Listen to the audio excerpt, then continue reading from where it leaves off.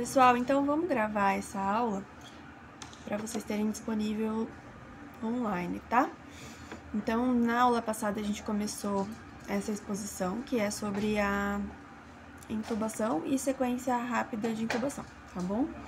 Eu disponibilizei ali para vocês, a partir do slide 36, os QR Codes do CARD de Viária Difícil, que tem disponível na UTI para pegar emprestado, ou para quem quiser deixar salvo no celular, tá bom?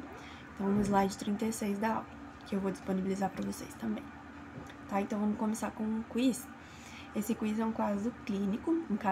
Então, o contexto é o seguinte: é um paciente adulto crítico, é vítima de trauma facial, apresentando hipoxemia significativa e foi iniciada a sequência rápida de intubação. Durante o procedimento, a saturação, então, baixa progressivamente e chega a 92%, tá? Então, lembrando que você deve ter pedido ao enfermeiro que fique de olho no monitor enquanto você faz a sua laringoscopia e te avise quando chegar nesse ponto para você tomar uma medida importante deste momento. Então, fazemos o quiz agora. Eu vou abrir com vocês esse quiz. Durante a queda de saturação para 92%, na tentativa de intubação, o que deve ser feito imediatamente? A. Continuar tentando intubar até conseguir a via aérea. B. Parar a tentativa. Ventilar com bolsa, válvula, máscara até restabelecer a saturação. Aplicar succinilcolina extra ou tentar o dispositivo extraglótico imediatamente. Então, vocês responderam. Eu não vou dar o spoiler para quem estiver tentando responder, e aí, em seguida, eu respondo todas juntas. Qual das seguintes ações ajuda? Essa já é a próxima pergunta, tá? Qual das seguintes ações ajuda a aumentar a taxa de sucesso na primeira passagem de intubação? Especificamente, uma meta-análise grande mostrou de 87% para 98% de sucesso, tá? Então, A. Midazolam como indutor. B. Succinilcolina em grandes queimados. C. Utilização do bugie como guia. Ou D. Ventilar com alto volume entre as tentativas. Vocês responderam, então. Beleza. Pergunta 3. Se ele se queimou há 3 dias ou mais até a queimadura fechar, o que torna a succinilcolina contraindicada nesse paciente? Avança.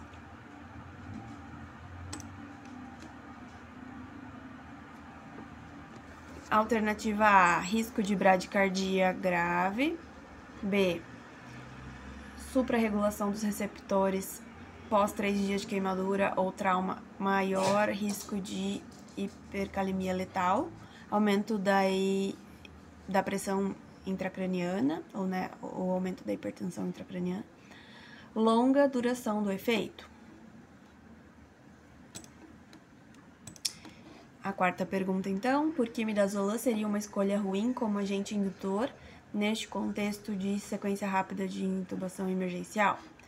A alternativa A é muito caro, B é contraindicado em traumas, C é lento e pode causar hipotensão significativa, ou D reduz a saturação abaixo de 90. Porque a ventilação com bolsa, válvula, máscara entre as tentativas de intubação é recomendada, mesmo em pacientes com risco de aspiração, por exemplo, aqueles que não estão em jejum, né? Aumenta significativamente o risco de aspiração. B. Melhora a oxigenação e reduz a hipóxia grave sem aumentar a aspiração clinicamente significativa. D. Substitui o método da sequência rápida de intubação. Ou C. Não tem efeito na saturação. Beleza. Depois a gente vê o pódio, tá?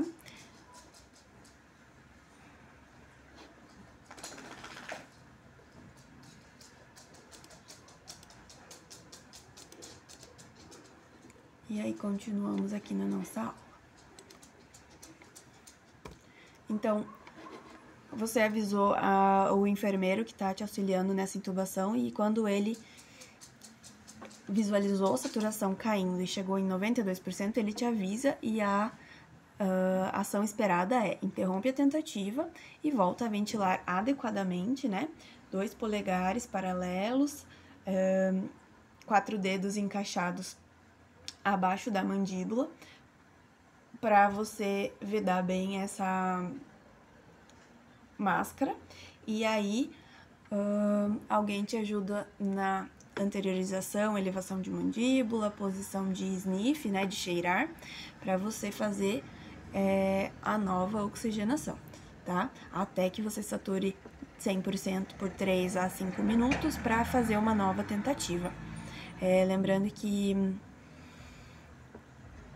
está preconizado um mínimo de tentativas possível, você deve chamar alguém mais experiente se for uma tentativa sem sucesso, para que você chegue mais rápido na conclusão de é uma via aérea difícil, é uma via aérea impossível, não intubo, não oxigênio e preciso definir a via de oxigenação desse paciente, de via aérea definitiva desse paciente, né? Tá? Então, essa é a resposta esperada para a primeira pergunta. Na segunda pergunta, então, o uso de bugie na primeira tentativa. A resposta era essa, então, né? Usar o introdutor flexível. Aumentou, numa meta-análise, o sucesso de primeira passagem de 87% para cerca de 98%, tá? Na questão 3, a contraindicação da succinilcolina é um risco de hipercalemia por suprarregulação de receptores nicotínicos. Na pergunta 4, então, razões para evitar o midazolam, ação lenta e efeito hipotensor, desfavorável em situação emergencial. A vantagem do bolsa-válvula máscara, mesmo com risco de aspiração, melhora a saturação e reduz hipoxemia grave sem aumentar a aspiração, tá? Isso no Prevent Trial, no Pré-Oxy,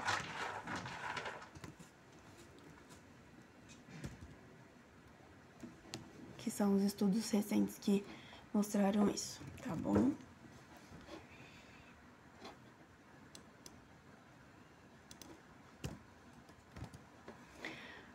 Passando então para a segunda parte da aula, que é o objetivo de hoje, a gente vai falar de posicionamento, tá? Então aqui vocês veem uma paciente obesa com mamas volumosas que tem ali uma posição supina.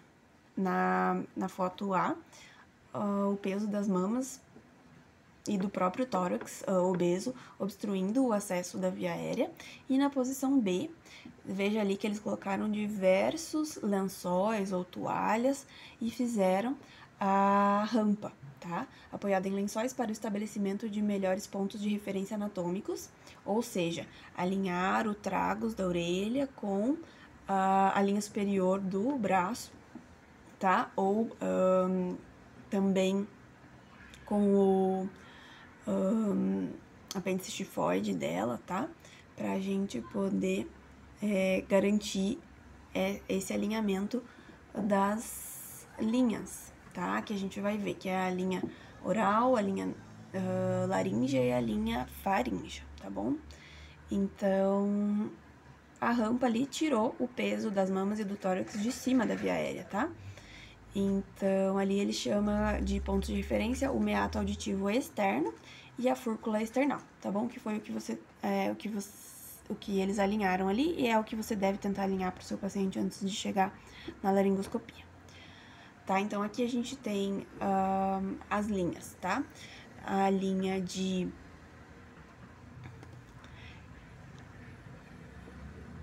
linha oral, a linha faríngea e a linha laríngea. Você vê que elas são 3 linhas que não se encontram quando você tá com uma posição supina, ponto. Então, inclusive ali, pra você ver no detalhe daquela imagem desenhada,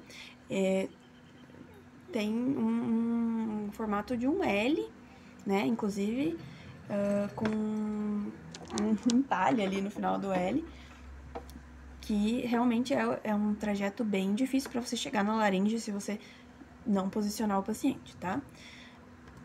Então, assim, se você eleva a cabeça com o coxim, tá? Botou o coxim atrás da cabeça e subiu um pouquinho o tragus da orelha ou ali o meato acústico externo em relação ao braço. Você já alinha melhor a linha faríngea e a linha laríngea, tá? Também pode chamar de eixo faríngeo, eixo laríngeo, mas ainda o eixo oral tá quase transversal a essas duas linhas, tá? A esses dois eixos. Então, o que você precisa fazer é a posição de cheirar, né? E você vai colocar, então, a cabeça elevada com o coxim e a cabeça estendida sobre o pescoço. Esse ângulo é o que vai conseguir alinhar da melhor forma possível eixo oral, eixo faríngeo e eixo laríngeo, tá bom? Então, você consegue ver ali que ficou na posição olfativa ideal, tá? Essas 4 imagens, então, você consegue visualizar que o paciente tinha na primeira uma posição supina, ele foi tracionado até a cabeceira, né? Deixando a cabeça pender, e aí foi elevado a cabeceira da maca. Então, ele ficou numa posição de cheirar muito mais fácil do que se você tivesse que fazer todos esses movimentos com o paciente simplesmente deitado na maca, tá? Então, ele é deslizado até que sua cabeça fique fora da cama, em seguida a cabeceira é elevada de 20 a 45 para o posicionamento desejado. Da orelha, fúrcula external e a redução da carga do diafragma, tá? Né? Então, abaixa o diafragma por causa dessa posição mais ereta do tórax e garante que a cabeça fique numa situação em que os eixos oral, laríngeo e faríngeo estão mais próximos. Os pés podem precisar ser levantados primeiros, numa posição de V modificada, né? Assim, apoiar mesmo os pés, e para evitar que o paciente deslize na cama. E as imagens C e D mostram como essa posição é muito similar à posição de rampa com lençóis, mas é mais fácil de conseguir. Sem falar que o diretor do hospital pode evitar de ter que te notificar por gasto excessivo de itens de lavanderia. Tá? Então, a gente vai começar aqui com a laringoscopia direta com o Macintosh, passando depois para Miller reta e para a abordagem para a boca que não abre, tá bom? A boca, então, nessa posição, tá bem aberta, tá? A língua bem controlada e mantida inteiramente à esquerda pelo grande rebordo da lâmina Macintosh, tá? É assim que se deve ensinar e assim que se deve fazer. E como alternativa, a lâmina é mantida na linha média durante todo o procedimento, que pode facilitar a visualização progressiva da anatomia da linha média. Então, você pode entrar pelo lado contralateral e empurrar a língua para a direita do paciente e sua esquerda, ou você vem e desce aqui com a lâmina deslizando sobre a língua para então chegar na laringe, tá? Essa é a forma que vai te garantir maior domínio sobre as estruturas anatômicas. Então, a úvula é visualizada e aí, então, a epiglote. E com a Macintosh, então, você enxerga a valécula, né, que fica acima da epiglote e entra na prega valecular, tá bom? Então, a ponta da lâmina é empurrada até a valécula para elevar a epiglote e expor as pregas vocais. E aplica-se a força levantando toda a lâmina e não inclinando a lâmina em direção aos incisivos inferiores e nem descendo, inclinando o cabo em direção aos superiores, tá? Porque para não fazer fratura dos incisivos. Então, aí a gente fica com espaço para perguntas e segue para a laringoscopia direta com a Miller, tá? A lâmina Miller é a reta, ela não domina tão bem a língua, tá? mas ela tem algumas vantagens e algumas indicações, né? Assim como eu uso em crianças. Então, a boca é amplamente aberta e a língua é difícil de controlar com o rebordo pequeno da lâmina Miller, mas é mantida inteiramente para a esquerda, tá? Então, você empurra a língua toda para a sua esquerda e a direita do paciente. A epiglote é identificada e aí você, ao invés de deslizar por cima da epiglote com a lâmina reta, você pinça, né, a epiglote, você desliza por cima dela. A Miller, então, leva a epiglote junto. E não fica visível no seu campo de laringoscopia com lâmina reta. E aí expõe as pregas vocais, tá? E a força, então, levanta toda a lâmina e não inclina nem o cabo para os superiores, nem a ponta da lâmina para os inferiores, os incisivos, né? Os dentes incisivos que eu tô falando, tá? Aqui, então, vocês têm o espaço para perguntas da laringoscopia de lâmina reta e, em seguida, a técnica de lâmina reta paraglossal. Paraglossal quer dizer assim, quando você não consegue tirar a língua do caminho, quando você não tem abertura suficiente, tá? Então, uma alternativa para laringoscopar esses pacientes é você entrar no espaço retromolar ou molar direita, tá? Ou esquerda, mas aí a técnica inicial seria usar a retromolar direita, tá? Então, você pega a lâmina reta, entra pelo lado direito da boca e vai visualizando as estruturas, né? Você vai deslizando pela língua e você tenta identificar os dentes molares, tá bom? Passando os dentes molares, então você vai tentar visualizar a laringe.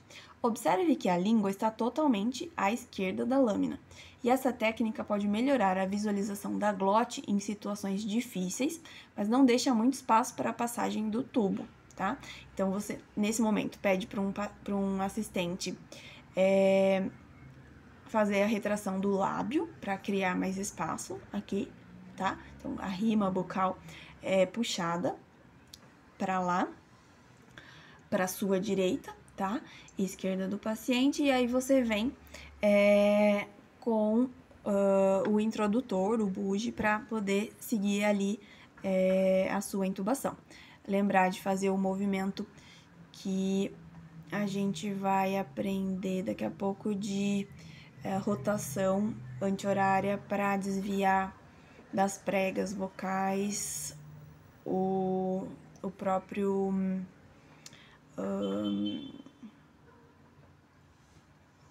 início ali do tubo, tá?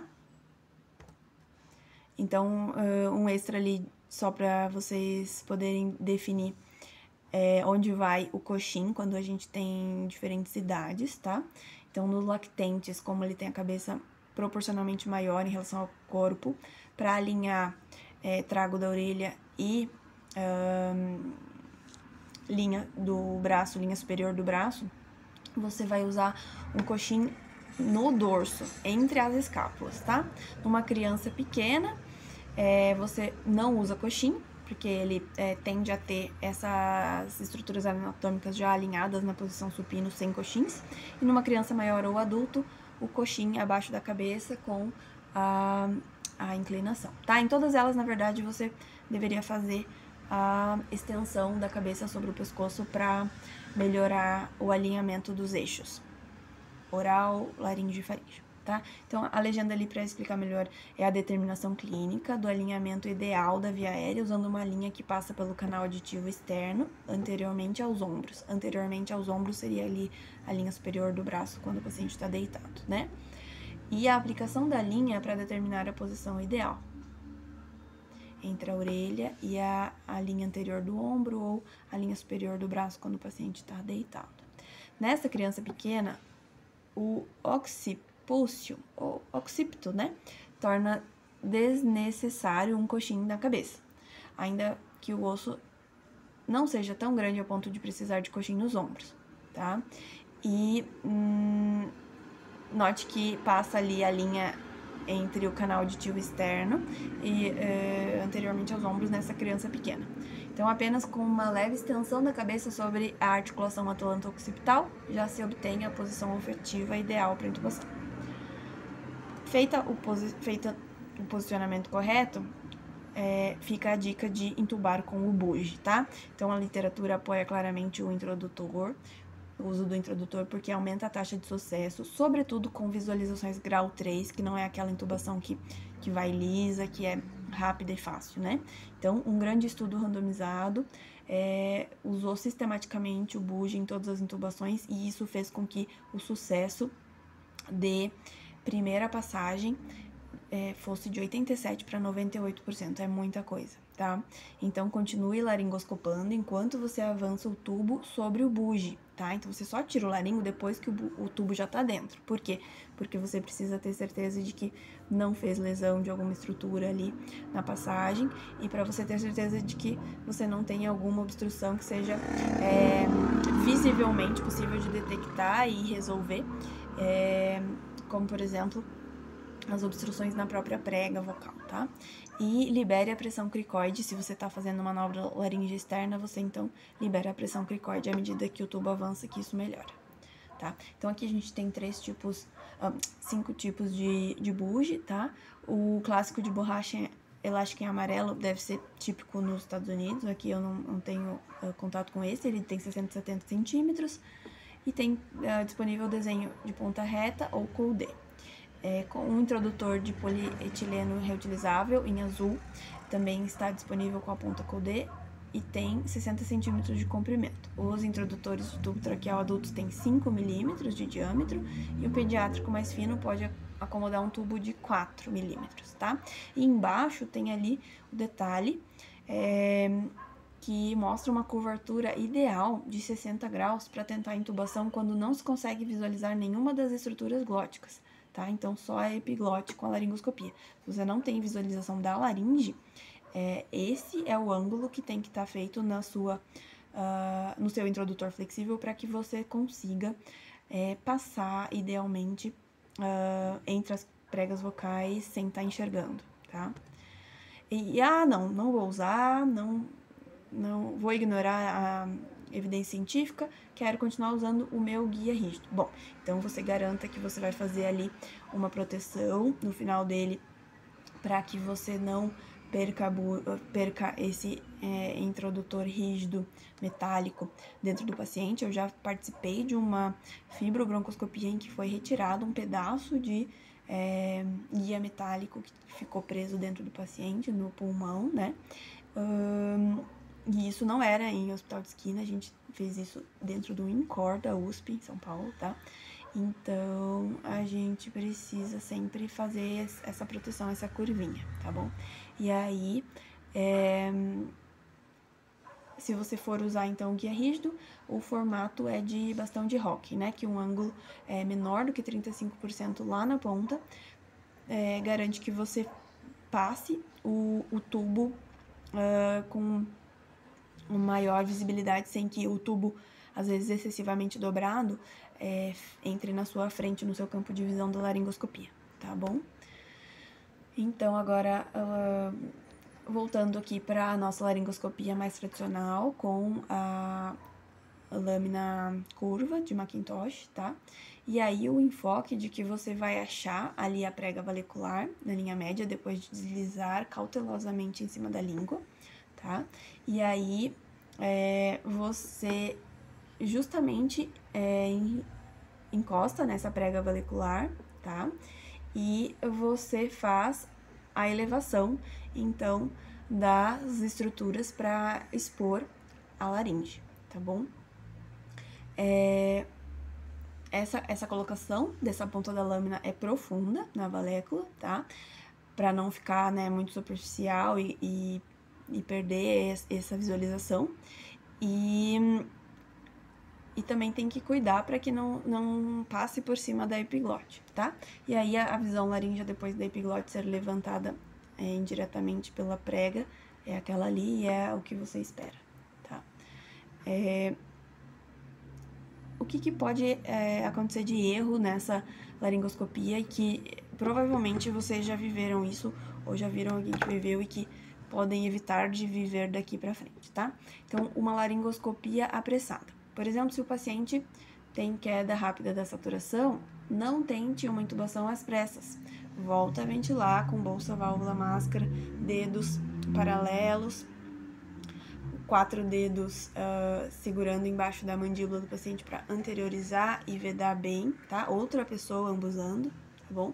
Para você poder fazer, depois de 3 a 5 minutos saturando 100%, uma nova laringoscopia mais cautelosa e mais metódica, tá? Então, como é um outro erro comum? A laringoscopia sem planejamento. Por exemplo, você coloca a lâmina sem se preparar, sem se planejar, e aí você não enxerga as pregas vocais. Então, como que você provavelmente errou? Às vezes você passou reto dela, né? Então, o que você tem que fazer é não apenas insira a lâmina e espere que as pregas vocais apareçam. Isso costuma resultar em um avanço muito profundo da lâmina, perdendo os pontos de referência anatômicos. Então, use uma abordagem metódica, com visualização progressiva das estruturas anatômicas, por exemplo, siga da língua, então vai tentando ir pela linha média, né? Siga da língua até a epiglote e depois da epiglote até as cordas vocais, tá? Então, um controle ruim da língua também pode ser um erro associado à falha de laringoscopia. Então, nenhuma porção da língua deve estar visível do lado direito da lâmina durante uma laringoscopia adequada, tá? Isso impedirá a visualização adequada da glote e a passagem do tubo. Então, você deslizando a lâmina pela língua, você vai garantindo que ela vai ficar 100% à esquerda da lâmina para quem tá olhando, né? E uma ergonomia ruim, então, é segurar incorretamente o laringoscópio. Isso inclui, assim, você tá torto, apoiado em cima da mesa, sem espaço hábil de movimentação, tá? Então, como que a gente deveria fazer a laringoscopia? Ao invés de se curvar sobre o paciente, na melhor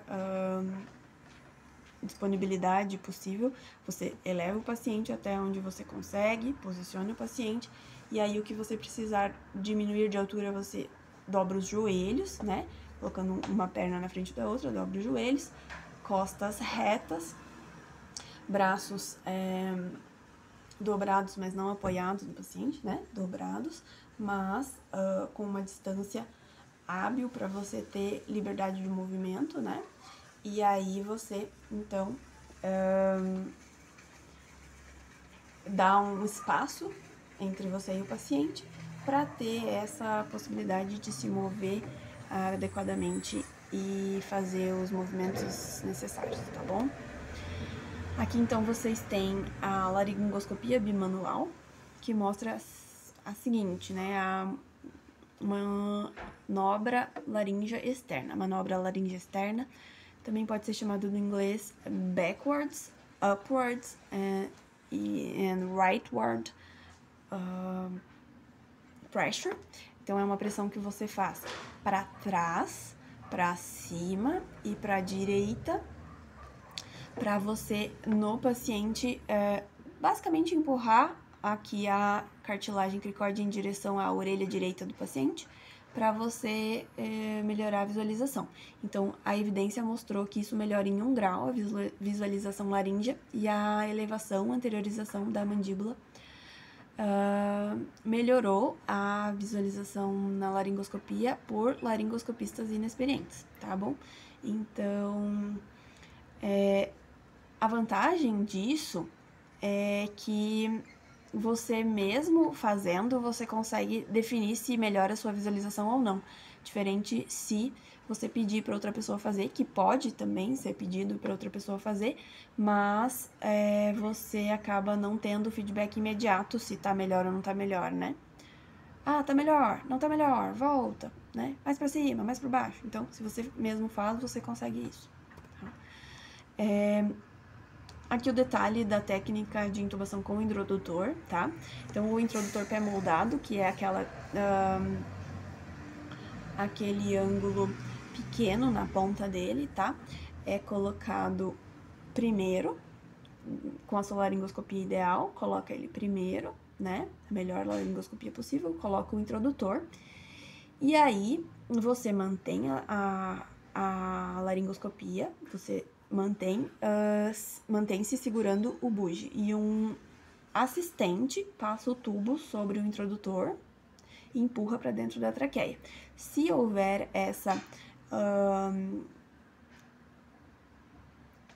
interrupção na progressão do tubo, então tem a manobra de girar 90 graus o tubo no sentido anti-horário, um pouco antes de a ponta passar pelas pregas vocais, porque ela costuma travar na prega, tá?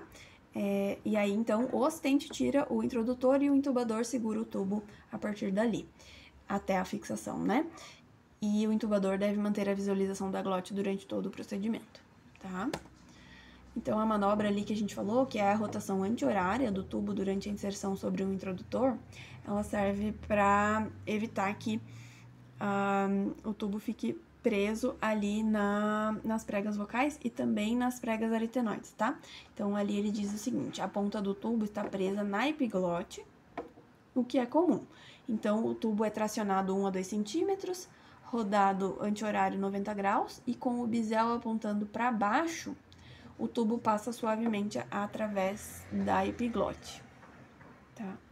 Ou na epiglote ou nas pregas aritenoides, às vezes ele fica preso, tá? Então, o bisel acaba ficando virado para baixo e isso facilita a passagem.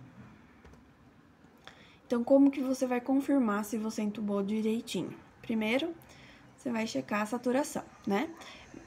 Ausculta primeiro região epigástrica, se não tiver soprando ali, então maiores chances de você ter acertado, e aí ausculta ambos os campos pleuropulmonares, tá? Mas o ideal, e toda a evidência na literatura mostra isso, é a capnografia com formato de onda, tá bom?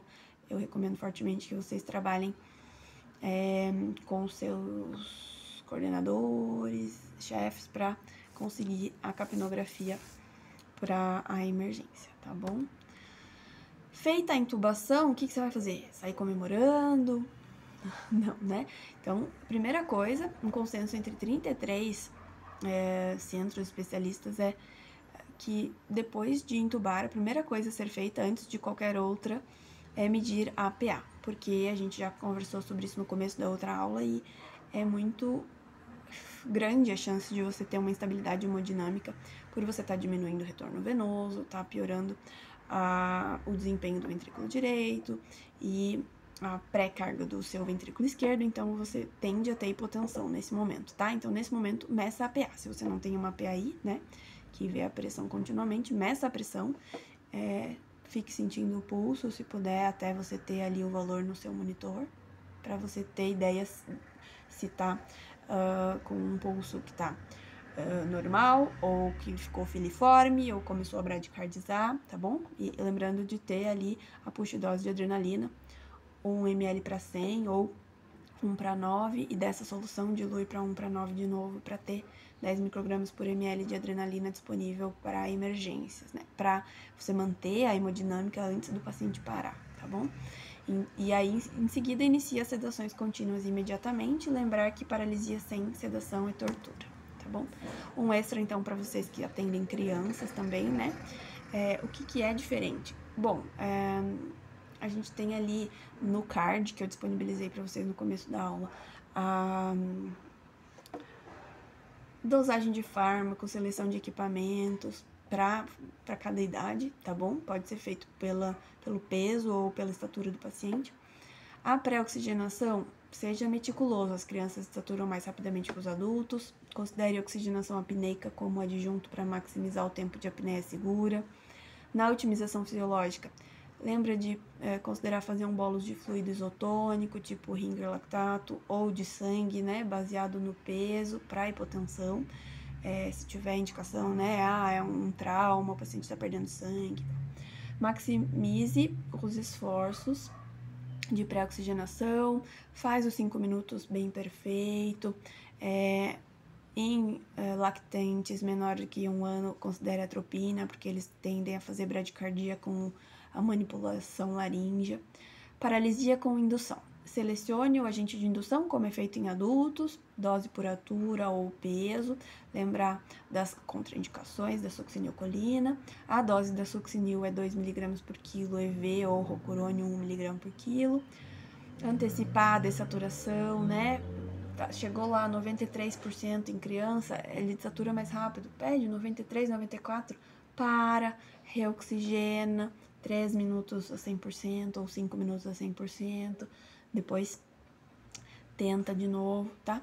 Posicionamento, então, lembrar do coxim no bebê, na cabeça, do coxim interescapular no bebê, do ausência de coxim para criança menor, e na criança maior e adulto, então, o coxim na cabeça. Pressão cricóide, o ideal é alinhar os eixos, né? Opcional realizar a pressão cricóide ou manipulação laringe externa, se for bimanual, né? Você tá laringoscopando aqui e pode usar a outra mão para fazer a manipulação laríngea com feedback imediato, né? Para você mesmo olhar e arrumar a sua laringoscopia.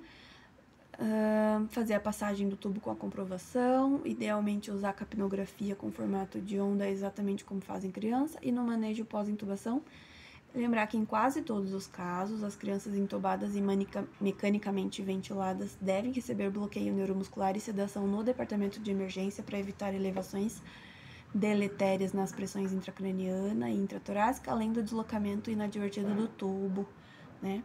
Que em geral as crianças podem ter uma agitação mais perigosa, tá? Então, para trazer ali uma dúvida, uma resposta de uma dúvida que a Jéssica trouxe na aula passada, em que momentos a gente faria o Kolbe, tá? O Kolbe, então, é a intubação respirando só com ketamina, tá? Você vai usar a dose dissociativa de ketamina, que eu vou deixar aqui para vocês, e vai fazer a laringoscopia com a lidocaína atomizada. Eu já expliquei que vocês podem comprar por R$80 na internet, né, o atomizador, tá? E faz a visualização e intuba com buche, tá? Quando que você vai fazer, então? Se você já viu que é um paciente que tem ali os riscos de uma sequência rápida de intubação mais catastrófica, por exemplo. O paciente precisou, tá com a indicação a intubação indicada. Aí você conseguiu fazer uma pré-oxigenação e preparação ótimas. Aí você vai fazer a sequência rápida de intubação, tá? Se você não conseguiu fazer a sequência rápida de intubação, por exemplo, se o paciente não permitiu que você pré-oxigenasse ele. É um paciente psiquiátrico, né? Como foi originalmente descrita a sequência atrasada de intubação, um paciente psiquiátrico que não se ajuda, não deixa fazer.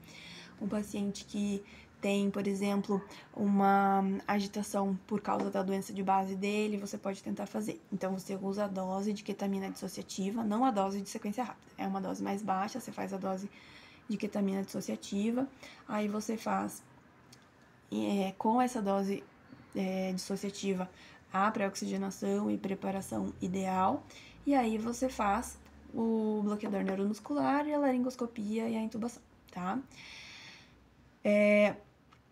Lembrando que você pode fazer ele quase sentado, como a gente já conversou sobre isso de pré-oxigenar na posição ereta, né? Usar a posição sentada, de cheirar, mas sem deitar completamente o paciente, tá? Se você conseguiu fazer, e aí você chegou na parte de otimização fisiológica. O paciente está extremamente hipotenso, ou o paciente está hipoxêmico grave, você mesmo na pré-oxigenação melhor que você tem, com a VNI, o paciente desaturando, ou está com muita acidose, você sabe que é o paciente que vai chocar gravemente se você fizer a sequência rápida. Então, essa é a condição em que cabe fazer o Kolbe, né, que é a intubação respirando com ketamina apenas. Acidose grave, hipoxemia, hipotensão muito grave, tá? Mas aí, se por exemplo, você, além disso, você tem uma visualização ali da laringoscopia, uma avaliação do Lehmann, do Roman, que você não acha que vai ser difícil a laringoscopia, tá? Então, você pode ainda assim fazer sequência rápida de intubação, tá?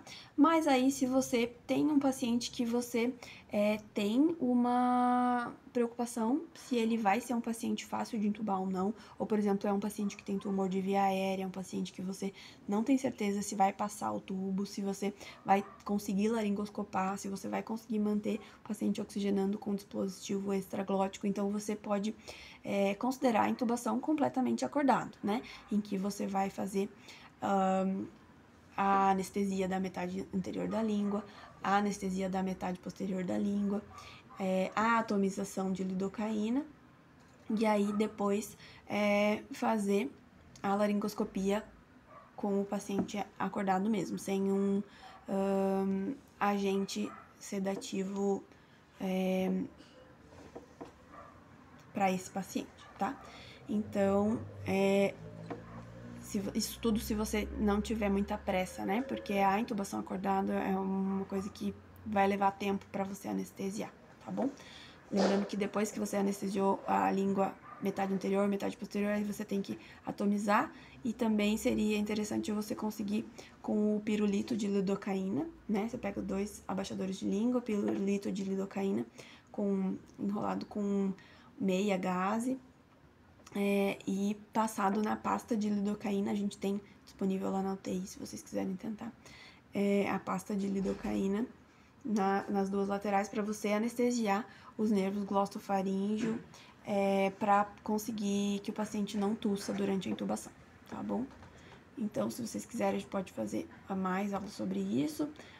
Pensem quais as aulas vocês vão